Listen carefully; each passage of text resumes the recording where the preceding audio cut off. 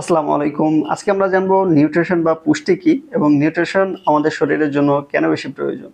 Nutrition এমন একটি প্রক্রিয়া যার মাধ্যমে আমাদের দেহ প্রয়োজনীয় উপাদান গ্রহণ করে আমাদের শরীরের বৃদ্ধি, শরীরকে গঠন এবং ইমিউনিটি সিস্টেম বিল্ড আপ করে। সহজভাবে বললে, যে উপাদানগুলো ব্যবহার করে আমাদের শরীর শক্তি উৎপাদন করে, শরীরকে গঠন করে, শরীরের কোষ গঠন এবং মেরামতের সহযোগিতা করে, সেটাকে মূলত পুষ্টি বলে। পুষ্টি মূলত গঠন হয় 5টি উপাদানের সমন্বয়ে। সেটা হচ্ছে কার্বোহাইড্রেট, প্রোটিন, ফ্যাট, ভিটামিন এবং মিনারেল। এটা বাংলাতে বলতে গেলে শর্করা, আমিষ, চর্বি, ভিটামিন এবং খনিজ পদার্থ। এখন আমরা জানবো এই 5টি উপাদানের কার্যকারিতা কি। তো কার্বোহাইড্রেট এবং শর্করার কাজ হচ্ছে দেহে শক্তি উৎপাদন করা। প্রোটিন বা আমিষের কাজ হচ্ছে দেহের মাংসপেশি কোষ গঠন করা এবং সেগুলোকে মেরামত করা।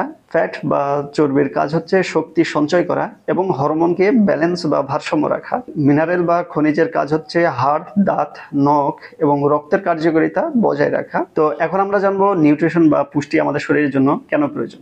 1. শরীরের সঠিক বিকাশ এবং গঠনের জন্য। 2. শক্তি এবং কার্যক্ষমতা বৃদ্ধির জন্য। 3.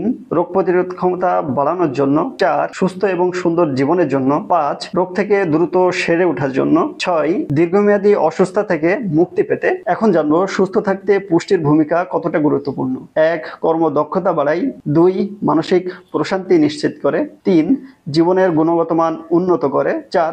দীর্ঘায়ু ও সুস্থতা নিশ্চিত করে। পুষ্টি বা নিউট্রিশন হলো জীবনের মৌলিক ভিত্তি। তাই শুধু পেট ভরানো নয়, বরং সঠিক পুষ্টি বা নিউট্রিশন গ্রহণ করাই হলো স্বাস্থ্যকর জীবনের মূল চাবিকাঠি। তাই প্রতিদিনের খাদ্য তালিকায় পুষ্টিকর খাবার রাখা অত্যন্ত জরুরি। এরকম গুরুত্বপূর্ণ পোস্ট পেতে আমাদের পেজটি ফলো করে রাখতে পারেন। এবং আপনারা যদি কনফিউজ থাকেন যে প্রতিদিনের খাদ্য তালিকায় কি ধরনের খাবার রাখলে প্রতিদিনের খাদ্যর পুষ্টির যে ঘাটতি সেটা ফিল আপ হবে, এ সম্পর্কে যদি আপনারা না জেনে থাকেন এবং কনফিউজ থাকেন, তাহলে এই ভিডিওর কমেন্টে কমেন্ট করতে পারেন এবং নেক্সট ভিডিওতে আমি জানিয়ে দেওয়ার চেষ্টা করব যে কি ধরনের খাবার আপনারা প্রতিদিনের খাদ্য তালিকায় রাখলে আপনার প্রতিদিনের যে নিউট্রিশন ঘাটতি বা পুষ্টির ঘাটতি সেটা ফিল আপ হবে। সে বিষয়ে আমরা একটা ভিডিও ইনশাল্লাহ পোস্ট করার চেষ্টা করব।